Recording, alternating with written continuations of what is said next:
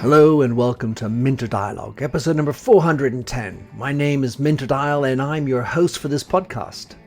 This week's interview is with Graham Allcott. Graham is CEO of Think Productive, offering practical support to organizations that want to increase productivity. He's also a multiple-time best-selling author, having written the very successful How to Be a Productivity Ninja. Worry less, achieve more, and love what you do. In this conversation with Graham, we discuss his approach to time management, the keys to being present and purposeful, his do habit, and the need for self-awareness, as well as some vital tips on how to manage the hell that is your email inbox, and how to achieve and keep the magical objective of a zero inbox. You'll find all the show notes on minterdial.com. Please do consider to drop in a quick rating and review. And don't forget to subscribe to catch all the future episodes. Now for the show. Graham Allcott, great to have you on the show. We have been introduced to each other by the marvelous Sophie Devonshire, CEO of Marketing Society. And we have many things to discuss. I'm really glad to have you on the show. You are a multi best-selling author. And you've been, I think it seems to be fair to say, on a productivity binge. You are the ninja of productivity. In your own words, Graham, how would you like to describe yourself? Well, that's funny. So Productivity Ninja is essentially the name of my main book. And so that's probably the thing that I'm best known for.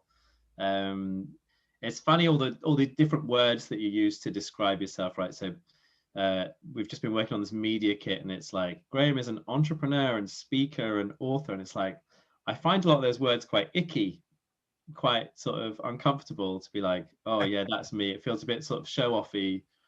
And I don't like a lot of those words. So it's a good question, but I guess, founder of a business, author of a few different books. But I think a good human is probably how I'd most like. That's how I wish I could be described in LinkedIn and everywhere else. That's lovely. Well, before you got in, running your own business, as I understand it, you were working in a more philanthropic type of environment, right? Yes, although I would throw the question back slightly by saying I think the work that I do now, even though it's a private business, has a very caring side to it, because it's all about helping people. But yeah, my background before this business was I worked in charities. The other irony of this is that sometimes charities are the most bitchy places to work of any organization in the world, which a lot of people are quite surprised by. But yeah, I started my work around promoting volunteering. And then at a really young age, I was 26, I became the chief executive of a small national charity called Student Volunteering England. And I literally was like 2 or 3 weeks into the job, and the phone goes on the desk in my office, and I pick it up, and it's hello, is that Graham? Yes, it's the Department of Education. The minister wants to see you. And that was kind of like the theme of that job for 3 or 4 years, was kind of lobbying government ministers. It was a time very different from today, back in the sort of early 2000s, where we had a government that was very interested in how to build community and how to promote volunteering, and a lot of these things that don't seem to be on the government's radar anymore. And so, yeah, I found myself at a really young age being asked to provide answers to these really difficult questions by people in very senior parts of government. And I remember one day, I think it might have been like might have even been like a Saturday morning, but being sat in a certain government minister's office, literally writing a paragraph to go in legislation. And it was just like, it was me in my chair and the minister just sat in the room, just trying to figure this paragraph out. And stuff like that was just, it was insane. And I should not have been doing that at such a young age. Sort of in hindsight, I kind of wish that stuff had come to me later when I had a bit more nous and skills about me. But it was an amazing learning experience. Well, I think it's worth a round of applause. Well done. Oh! Anyway, nice. So you are a fan of the Toronto Blue Jays. I mean, Yeah. well, how on earth did that happen? Tell me, Graham. Oh, you've done your research. Yeah, I'm a big baseball geek. I'm a big football geek as well, actually. I've been a season ticket holder at Aston Villa for probably 20, 25 years. And I go with my dad, and it's a really nice regular outlet. And it's also a really nice connection back with my home turf, because I live in Brighton down by the sea, but I'm originally a Midlander, and I'm definitely still a Midlander at heart, so it's nice to sort of reconnect with rugby where I grew up with Birmingham. But yeah, the Blue Jays, that came about. I knew nothing about baseball, but I was working in Toronto. My first book was published in Canada by Penguin. And so I had a couple of meetings at different times with Penguin in Toronto, where I just found myself in Toronto with very, very little to do in the evening. I didn't know anyone there. And so I just thought, the Toronto Blue Jays, like, let's go and watch some baseball. And the first couple of times I went, I thought, this is fun, and I like the spectacle of it, but I have no idea what's going on. You like, And wait, Graham, you must mean you liked the beer and the hot dogs. Well, to be honest, I don't drink. I do drink, but I don't drink at baseball. That's sort of become a thing. That shitty beer that they serve. Yeah, well, I can't get on board with a beer costing $20. Like, that's the Midlander in me, right? It's still too tight for that. But and also I'm veggie, so I don't eat any of the food, right? But I suppose the spectacle, just in terms of like the way they hype the crowd, and the sort of kiss cam that comes on this big scoreboard, and like just the general kind of feel of it was like, it kind of felt sort of exotic in a way, because it's like this big American sports experience and stuff. I just really enjoyed. You had to be careful about who you sat beside then, if there was the kiss-o-meter or the kiss. Yeah, true. Yeah. But yeah, I really enjoyed just being there and the atmosphere of it and stuff. And I just found it really, really exciting. But it was only when I went and got talking to, I was sat next to this guy who he worked for KPMG, and he had taken 3 or 4 of his clients to this game, and I was in the seat next to them, and none of his clients cared at all. They just were not interested. And so he got talking to me, and I, told him the story of my book and everything. So he was really kind of fascinated on a work front. But then he said, "How much do you know about baseball?" And I said, "Very little." And he said, "Okay, let me tell you." And he took great pleasure in spending the whole evening telling me about all the different tactics, and how, there were different matchups for lefty pitchers to righty hitters and all this kind of stuff, and statistics, and, all the kind of more cerebral side of baseball. And it turns out it's not just people playing rounders in what look like pajamas. It's like, it's really complicated. And, the more I unpeeled these onion layers around it, the more fascinated I was with it. So it's a very geeky sport. Moneyball, the Brad Pitt film, is probably a really good place to start if you're just kind of curious with that. And there's also a really great book called The Shift, which sort of takes Moneyball onto the next kind of level in the last couple of years. But yeah, it's a fascinating sport. And my football team, Aston Villa, like, we quite often have a thing which is like, you don't choose Villa, you are chosen, right? So it's like a thing that's handed down usually by your parents. And so I just had the same attitude to baseball. It was like, this is where I landed, so this is now my team. Like, I don't get to choose. It's just my attitude to it, and probably I should have picked, the Yankees or the Red Sox. Not the winningest team. Yeah, someone, because the Blue Jays are in a league with the Yankees and the Red Sox, who are like the 2 richest teams. So like, basically it's really hard for the Blue Jays to ever make the playoffs. So it's like, I've picked another sport where I'm just long suffering as a fan, but I love it. And I the last few years, it's not happening at the moment, but last few years I've been sort of getting out there a couple of times a year and watching about 12 or 13 games in 12 or 13 days, and doing a bit of work alongside it. But primarily it's me following the Toronto Blue Jays around America, wherever they are at the time. It's funny. Well, I used to tour as well, but I followed a rock and roll band. My time. So which band? Well, the only band you would follow at my age, that back in those days, the Grateful Dead.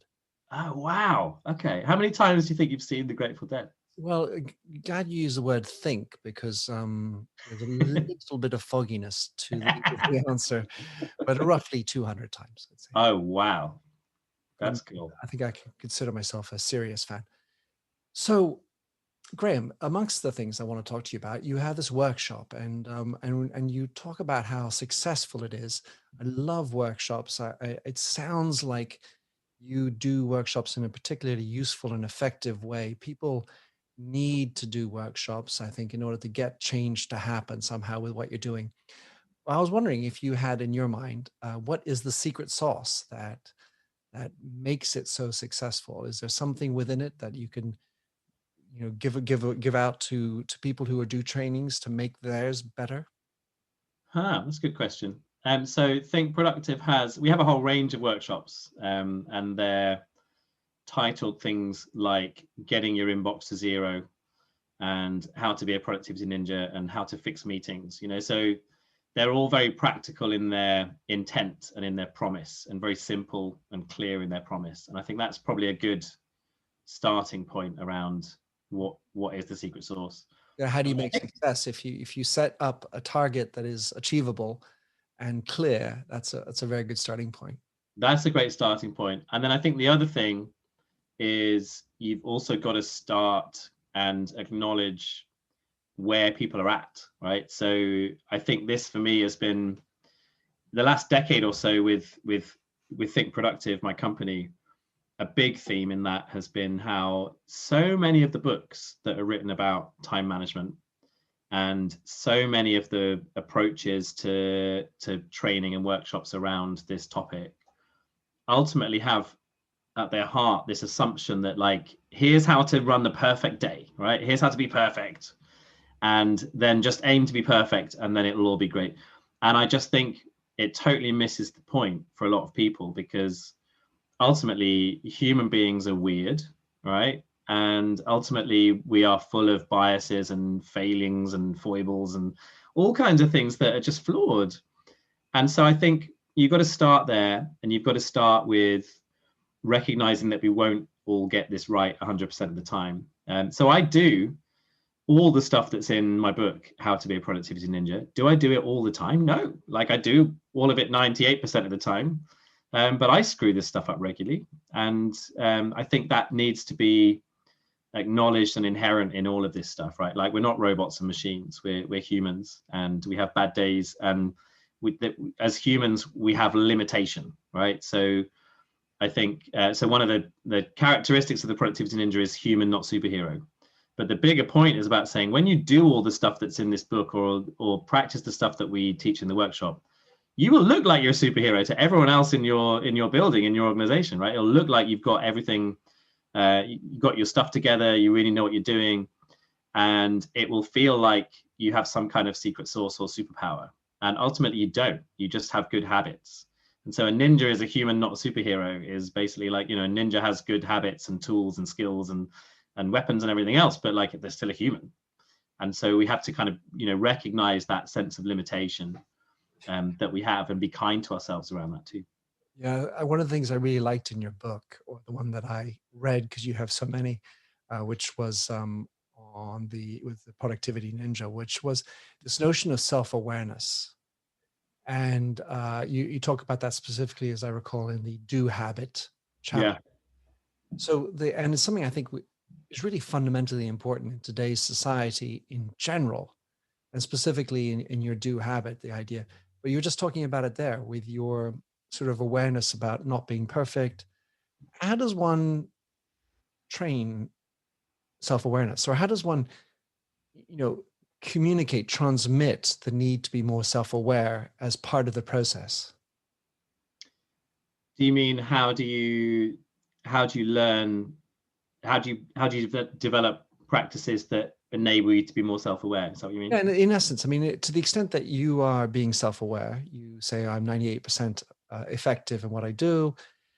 When you notice you're doing the 2%, that's when you check in. You say, all right, well, that's part of that. Okay, now what do I do with that? Do I try to improve that or not? And I'm going to have that discussion with myself.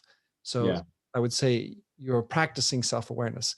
For others, the issue as we go into any of these skills, whether it's improving my zero inbox or my doing and not just thinking,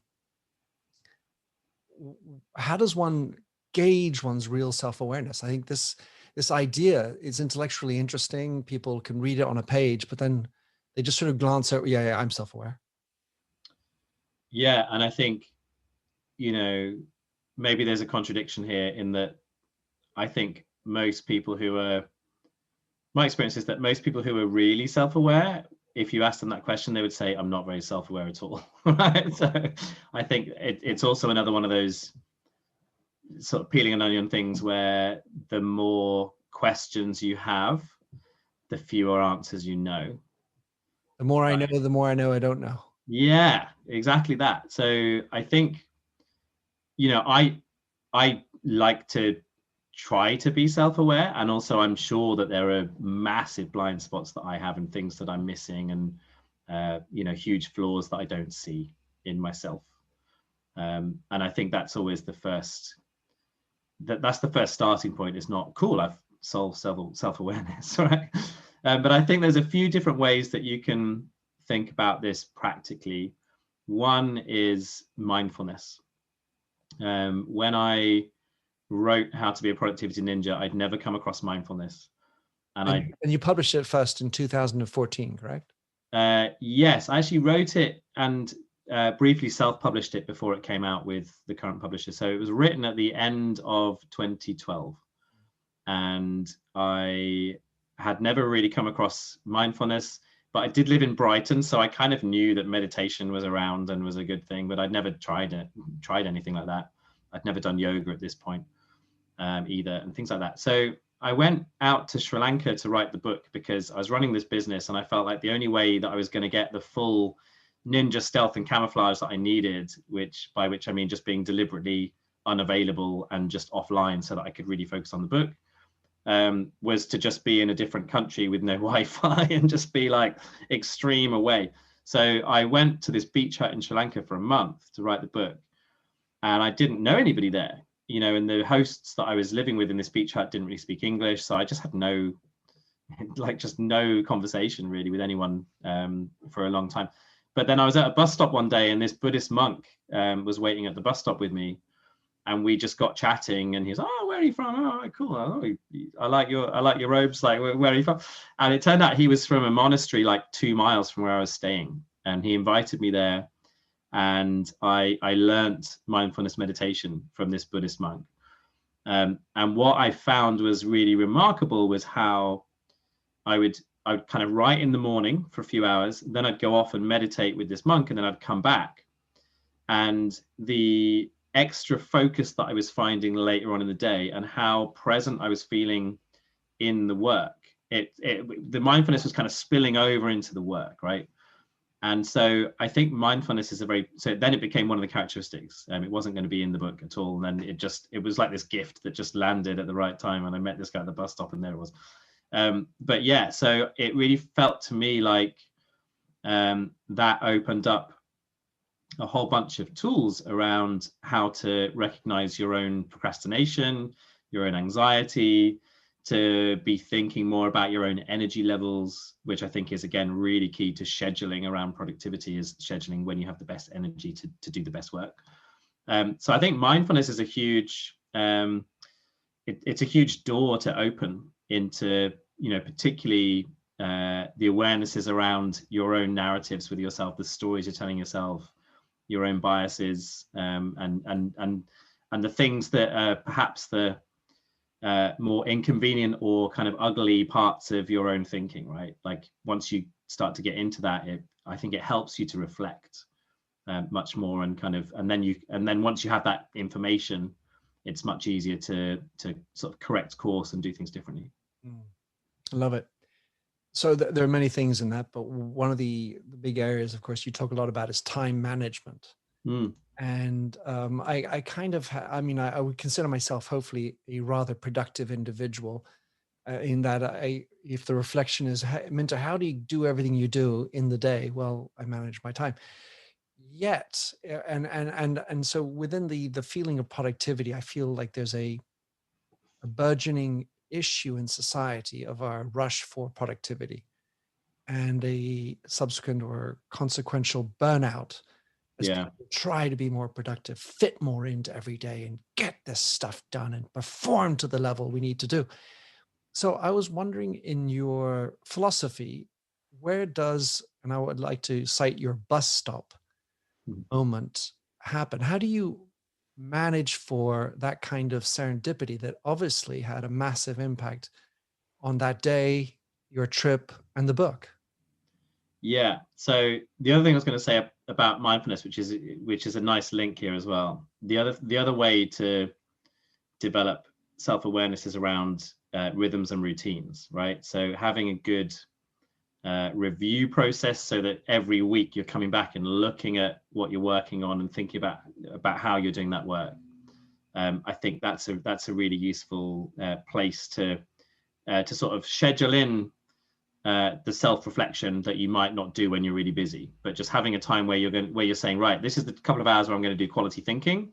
I'm going to open up that space for checking in with what I'm working on, but also for self-reflection. And so it kind of creates, particular routines or space or structure that helps you to do that self-reflection. And I think, yeah, it's the same. Coming back to that question, you have to structure in and really kind of think intentionally about things like happy accidents and serendipity and rest and creativity and all these other things, because I think productivity is ultimately not about doing more stuff. It's actually about doing less stuff. So productivity is about saying no to most things so that you can say yes fully to the things that really matter. That's what making space for what matters really means. And so if you just said, hey, I'm just going to be really productive, and you didn't have that quality thinking, you would just work 20 hours a day until you burn out, right? And it's like more emails, more stuff, just keep going.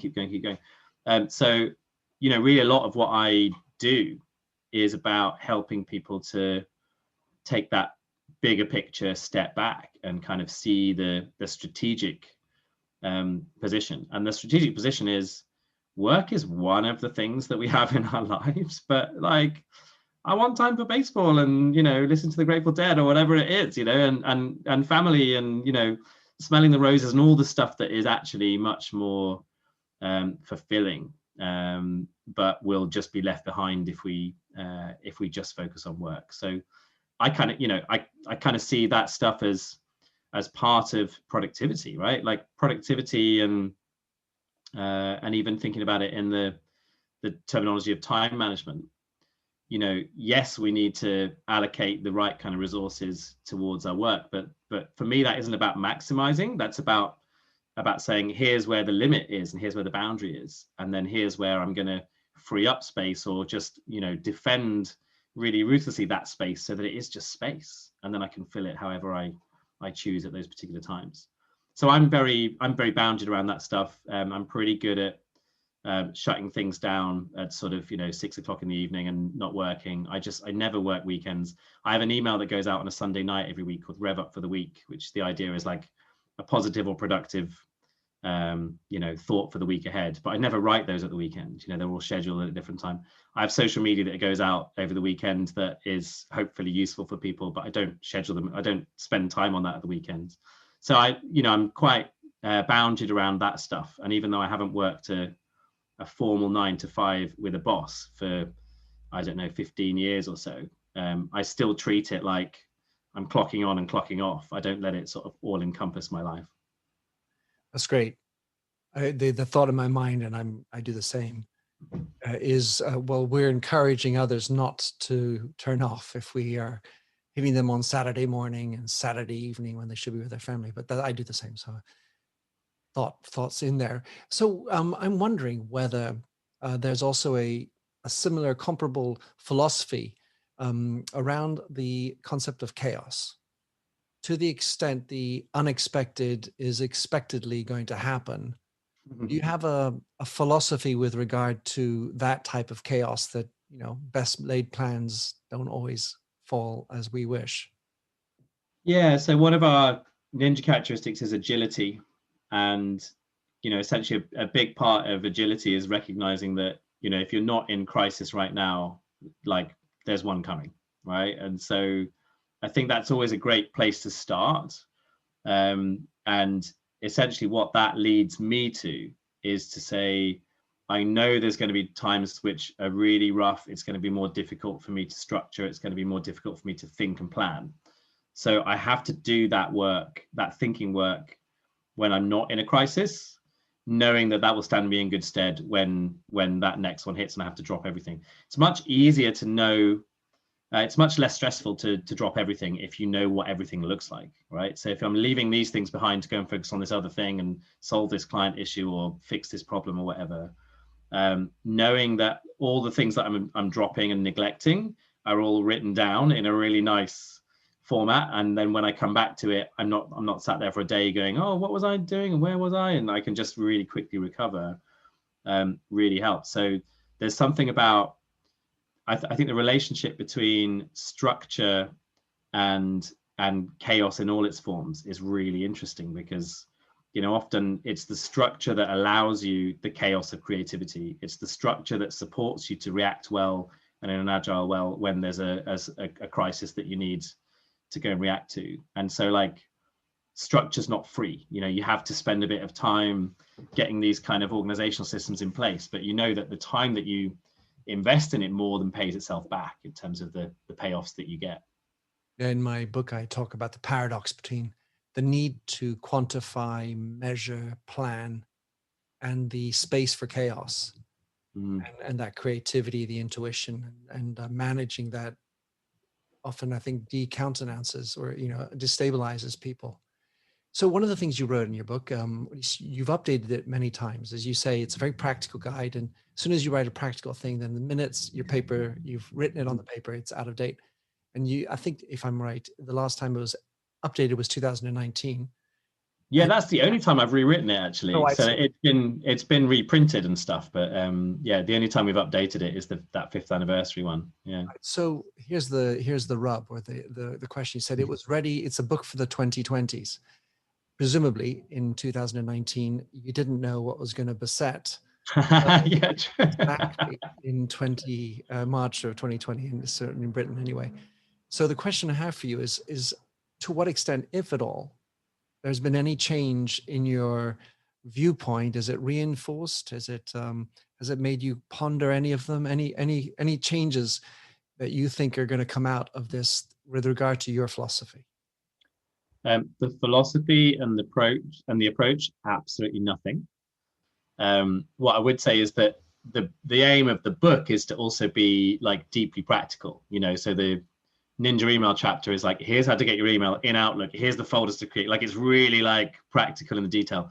And of course, I think the thing that has changed dramatically in the 2020s because of COVID is the ability of people to work remotely, and that becoming the norm, which I think will just be the 2020s now.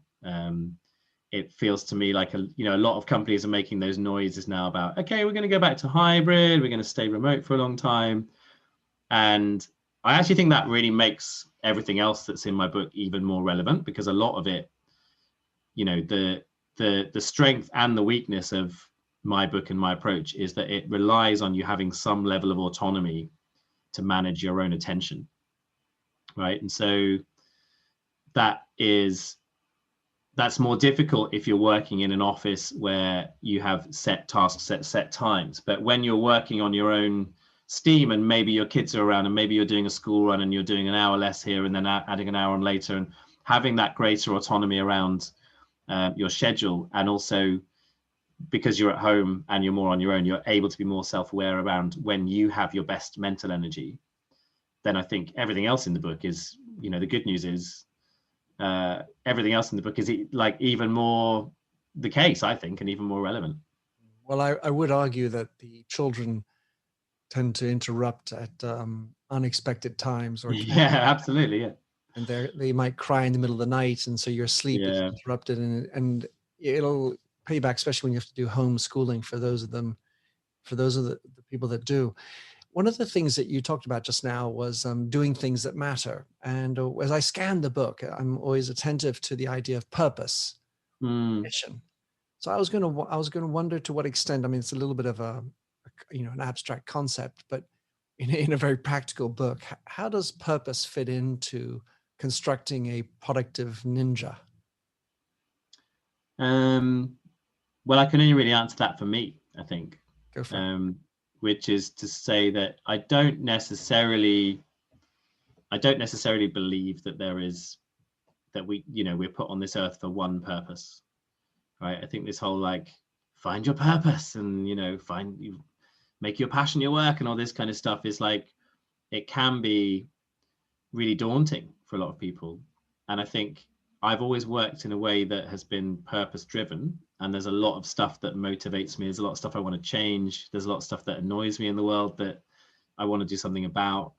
And that's kind of how I see purpose. Is I think it's kind of multi-layered. I have multiple purposes, and I'm just somebody who partly I feel like I've been very lucky over the years in that, like, I've always managed to find myself in situations where I'm doing stuff that I believe in and love, and I recognize fully that that's a total privilege. Not everybody has that, but I believe that if it's possible to get somewhere around that space, then in whatever way in whatever that looks like to you, to work in a way that is driving forward something that you're passionate about and you have some purpose around and feel some energy around, then like go for it, And there's a lot, I've worked with a lot of people over the years that haven't had that, but also have worked on a path to kind of, quit their job or do something else, or like pivot their career or whatever. And I think life's too short to be sat there doing stuff that you don't really care about for that many hours a week. So for me, it's a given really for me that I'd rather work, for very little money, which, let's face it, often as an author, that's what you're doing. But doing something that I'm really passionate about and I care about, rather than working for £1 million a year for something that I don't really believe in. And so that's, I'll always put that above money. It's so important to put that in perspective. If you want the shiny castles and 16 cars, then okay, that's what you're doing, and hopefully you'll recognize how that's really important for you when you retire and you're faced with your demise. What are you going to do with all those toys? One of the things you worked in charities, and now you're running your own business more as an entrepreneur. I was wondering how these things differ for someone who's working in a large organization. We mentioned how charities are different from a large enterprise, and working as an entrepreneur or a sole trader. To what extent these elements change, or what nuance can we bring to people who are coming to this from a different type of experience? That's a good question. I think, a couple of things to say. First is, when you work I think charities are a really amazing grounding if you then want to set up your own business or work in someone else's business, because you learn a lot by having to achieve something in a charity and there just being no budget at all, right? And so you have to, necessity is the mother of invention. And I think, having worked in a charity for a good few years where it was really hard to get funding for what we wanted to do, and then the funder didn't want to pay for the salaries. And it's like, yeah, but this work is done by people need paying. Like, all these things are really big issues for a lot of charities. And I think there's a lot wrong with the world of charity, particularly because of the way people who don't work in charities intersect and interact with charities. So, for example, you've got an absolutely skewed position where there's a certain couple of sectors of charities, and you can probably guess which ones they are. I'm not going to name them, but ones where a lot of people give their fortunes to them in their wills, that have an embarrassment of riches. Actually, they have a lot of money. And then there's thousands of charities doing tireless, brilliant work on an absolute pittance, and they can't get money from government, and it's very difficult to get money from even from local government these days is so screwed that there's amazing work that can't happen because there isn't the money. And then yet there's other charities that are sitting on big piles of cash and property portfolios and everything else. And so it's a really tricky industry. And I think when I was in charity, I have to be honest, I thought that anybody who worked for major corporates was just more talented than me. Like I just had this weird bias in my head, mainly because of sort of, childhood relationships to money and things like that, where it was like, okay, so we're the second best with a poor relation because we work in charities. And actually, I would say that is that's been completely blown up for me in the years since, more because I've worked with brilliant people in all kinds of organizations, right? So there's brilliant people working in local councils, there's brilliant people working in corporates, and there's brilliant people working in charities too. And the more I've seen that, the more I've realized that there is just there's no sort of hierarchy of talent in different sectors. It's, you find talent in different sectors, and then also there's people who lack talent who seem to do quite well in all sectors as well. So I think it stood me in good stead, that working in charities in the early part of my career. And I mean, I still volunteer with a couple of charities now, and I would definitely not rule out going back to it at some point in my career. It kind of still, in a way, even though it's not been my home for sort of 12 or 15 years, it kind of feels like my home, right? Like I still know a lot of people in that world, and I'm really inspired by what a lot of those organizations are doing. So it kind of still feels like home to me somehow. So I need to give a mental note, hopefully a follow-up email, introduce you to a chap called Patrick Jinks, who does a podcast helping not-for-profit organizations, because ultimately it is different. Like you're saying, there's no budget. You don't oftentimes have a stick because they're volunteers, and you can't sort of say, well, I'm going to dock you pay, I'm going to fire you. Firing a volunteer, what kind of a crazy world is that? And yet there's such a benefit to being more productive and useful, because that's sort of the bad omen or reputation that charities have, or they're not effective and productive. Yeah. Their usages, they're wasting money, God forsake, they're not good enough, and that kind of an attitude that we can have with them. But that's also I guess my hobby horse with how society interacts with charities. It's not just about charitable giving and wills and all that sort of stuff, but it's also just to do with, that whole notion that people have of, I want to give money to charity, but I don't want it to go on core costs, or I don't want it to go on salaries, I don't want it to be spent on marketing. It's like, well, how are they supposed to, push their agenda and do this work if it's not with people and with marketing and stuff? And I think things like comic relief, children in need, are just incredibly damaging for the charity sector. And that's a sort of hobby horse of mine. I find the whole idea that I can't send you an email, Minter, and say, I really believe in, let's say, prostate cancer and the cause of doing research around prostate cancer. So because I really believe in that, here are some facts and figures that might help you to make a decision, but would you like to give some money? No, I can't do that. I have to email you and say, I'm going to run a really long way and be inconvenient for 6 months. And it's like, well, why? Why is that the sort of mechanism, rather than, do you care about this too? This feels like a big deal to me. Can we just have a conversation about it? What, this whole thing of sitting in a bath of baked beans or doing some crazy zany challenge. I just think it really belittles the idea that these things are really important. And I think there's an awful lot of people who, when they think of charity, they say, well, I gave some money for the office comic relief thing 6 months ago, so I'm done. So I think it also gives people an out, and it separates people. And then you've got the whole white savior complex with comic relief, and there's a whole load of stuff that I just feel is very problematic and damaging. And I think if you clear, I get why those things happen, but I think if you clear them out of the way, you offer up a bigger opportunity, which is for people to connect with their more local areas more, and and kind of, we could find better ways for people to interact with local need and to solve local problems. And I think that's something that we don't do well enough. We could probably talk about that for quite a while. Yeah, that's a whole nother thing, eh? So I have two last questions to fit in. One is maybe tackling the prior question differently, or making it more explicit to the notion of emails. because it is a From comic relief to emails. That's a first on a well, podcast. we had an email in comic relief there. You had an email.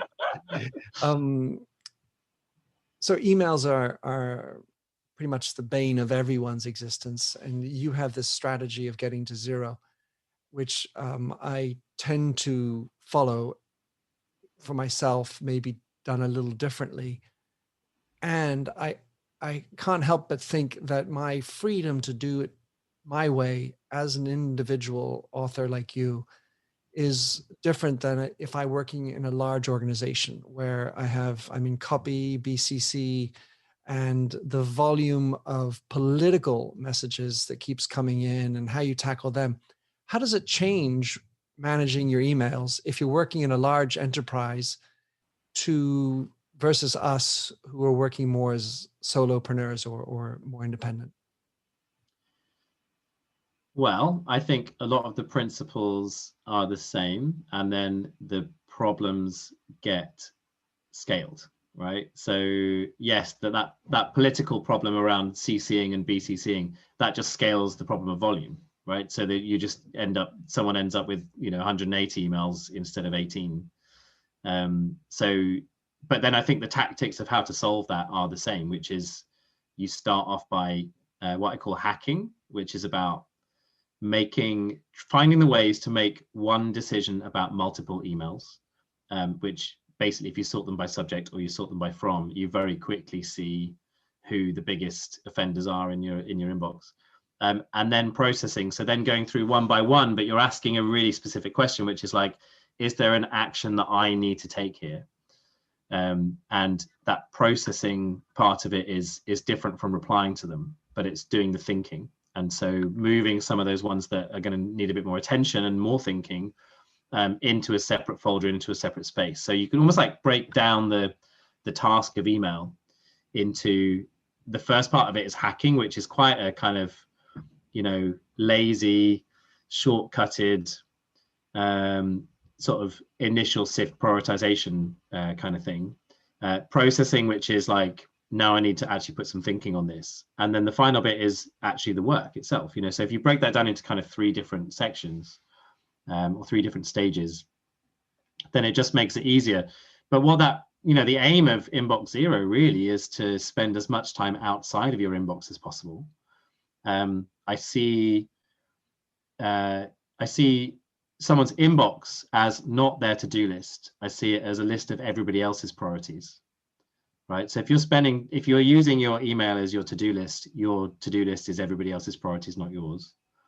And then by getting outside of the inbox, that's where you create great work. Like very few of the most important things that you've done or are most famous for in your life or career were like, hey, Graham sent an amazing email. It's like, it might be that I had some amazing thoughts that I then wrote down in an email, but probably it's more likely Graham wrote a book or produced this podcast that really helped, or had an interaction that really helped, or was face-to-face with someone or whatever.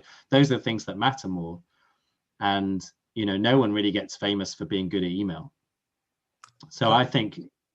I wanted to ask you a personal question. That's my part.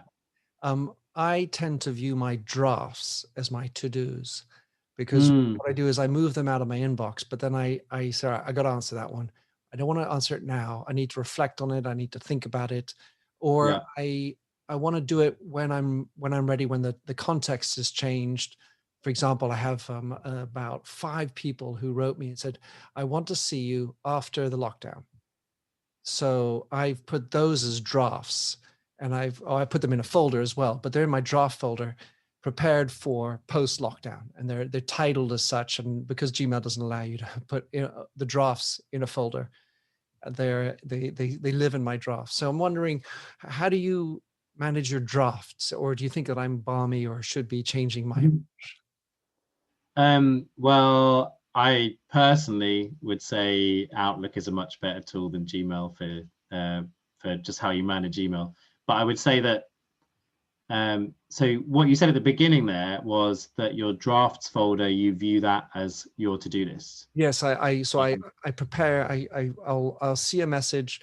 I'm not prepared to send it. I'm going to start it, or I identify when I want to send that. Or they might have said, for example, catch me back at the end of March.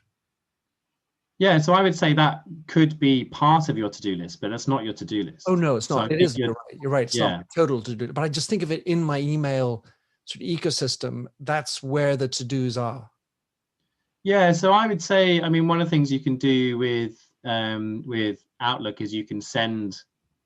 In fact, you can do this with Gmail as well. So you could send those emails to whatever the app that you're using, like to manage your projects and actions is. I use an app called Todoist, which is a kind of dedicated task management kind of tool basically, and it allows me to list all of the things that I'm doing project by project, and then also place by place. So here's what I'm going to do in the office, here's what I'm going to do at home, and being able to kind of interplay and slice and dice between those two things is a really important sort of component of my book Productivity Ninja. And also I just think of the best way of working. Obviously I would say that, but so I think having the ability to forward those emails to your task manager, and then you can come back to them as emails when you need them to be emails. But like right now, they're not your to-do list, because they're things that they're actually where they should be right now is on a waiting for list. That's it. Exactly. Waiting for the end of lockdown. Right. If this, then that. Um, If lockdown finishes, then say. yeah. Last question, Graham, that I wanted to talk about, and because you talk a lot about different apps, and they're very useful and interesting, and yet there may be two different opinions.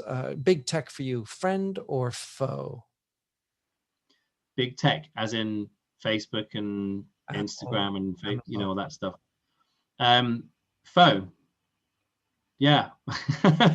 I haven't been on Facebook for years. I begrudgingly have Instagram because it feels like the main social media platform. I left Twitter a long time ago because it just turned into a cesspit.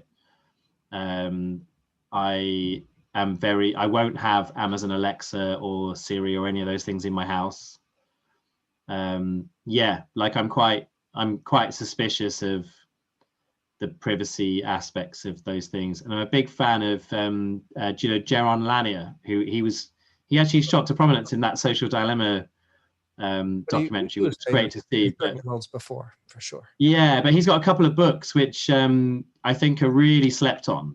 People don't read these books enough, but he's got a book called Who Owns the Future, and then there's another one which is, I think it's called Why You Should Delete All of Your Social Media Apps, or so. I can't remember the title of that book, but they're both really good books. And he comes from that big tech kind of world, and so he doesn't come at it with this kind of judgment that these things are evil, but he comes at it as a judgment like, this is how it's got out of hand, and this is what we need to be doing differently around it. He talks about the business models.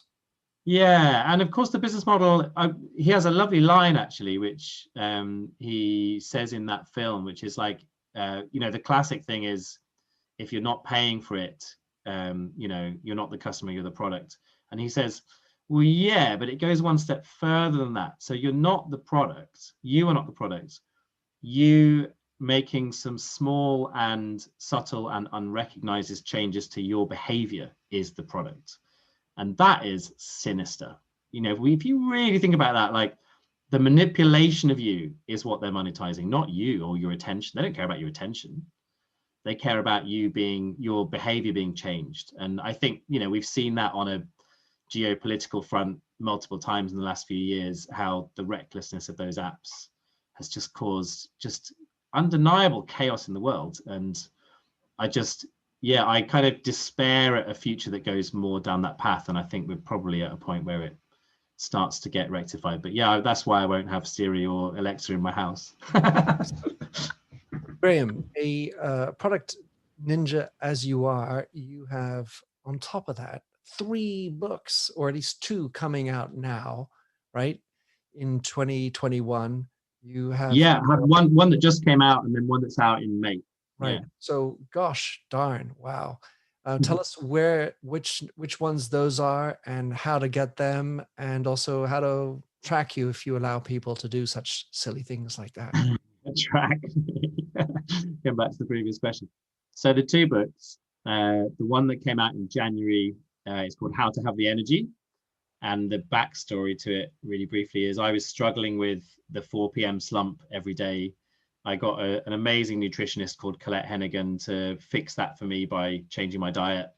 And so the book is a summary of all of that. So it's called How to Have the Energy. And the idea is it's how to eat well to have the best energy for work and life. So that's out right now with my co-author, Colette Hennigan. And then the one that comes out in May is called How to Fix Meetings. And it's also co-authored. It's with Hayley Watts, who is one of our brilliant Productivity Ninja team here in the UK. And it's, it kind of goes into meetings from the macro to the micro level. So it's like how to avoid being in too many of them, how to have really brilliant practices when you are in a meeting, and ultimately how to create spaces through your meetings that share attention in a really generous way. Because I think meetings, when they're done well, are a really rare, they have this really rare quality in life, which is humans getting together and sharing their attention generously with each other. And I think that's something that we need to think more about. So How to Fix Meetings, that's out in May. And I'm actually working on a new book, which is not going to be out for a couple of years, but the subject is kindness as a trait in leadership that's very undervalued, and how to bring more kindness to your leadership. So that's what I'm working on right now. And then in terms of connecting with me, so I'm on Twitter, but I don't ever check it. Like one of my team is supposed to check the DMs every now and again, but like it's a bit neglected. But I'm on LinkedIn at Graham Allcott, and on Instagram just at Graham Allcott on Instagram. And I also have this Sunday email called Rev Up for the Week, which is like a positive or productive thought for the week ahead. It goes out every Sunday. And if you go to grahamallcott.com/links, then it's one of the options on there that you can sign up for that. Superlative. Well, Graham, what a wonderful, fun chat that was. Gave me energy. Didn't have to eat. Didn't have to take any caffeine. Thank you, Sophie, for the intro. And carry on, Graham. Thanks very much for being on. Pleasure. And I have to say, I think probably all of those questions are things I've not been asked before. So that for me is always a pleasure as a podcast. So yeah, thank you, Minter. Thanks for having listened to this episode of the Minter Dialogue Show. You'll find all the show notes and other blog posts on minterdial.com. And if you enjoyed the show, please head over to Apple Podcasts to give a rating and review. And to finish, here's a song I wrote with Stephanie Singer, A Convinced Man.